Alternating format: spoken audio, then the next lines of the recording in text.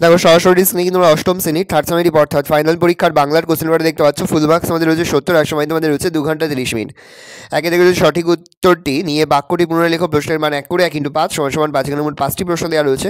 2 এর রয়েছে একটি বাক্যে প্রশ্নগুলির উত্তর দাও, যে কোনো 5টি প্রশ্নের মান রয়েছে 1 করে 1 × 5 = 5। পর রয়েছে প্রশ্নগুলির অতি সংক্ষিপ্ত, যে কোনো 3টি প্রশ্নের মান রয়েছে 3 করে 3 × 3 = 9। ভালো করে দেখে নাও। পরে রয়েছে 4-এর দাগে নিচের প্রশ্নগুলির সংক্ষিপ্ত উত্তর, প্রশ্নের মান রয়েছে 3 করে 3 × 4 = 12। সরি, প্রশ্নের মান হচ্ছে 4 করে 4 × 3 = 12।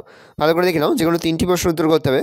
পরে হচ্ছে 5-এর কয়ে নিচের প্রশ্নগুলির নির্দেশ অনুযায়ী উত্তর দাও, যে কোনো 4টি, প্রতিটি প্রশ্নের মান রয়েছে 3 করে 3 × 4 = 12। ভালো করে দেখে নাও। পরে হচ্ছে 6-এর দাগে নিচের প্রশ্নগুলির একটি বা দুটি বাক্যে উত্তর দাও, প্রশ্নের মান 1 করে 1 × 5 = 5।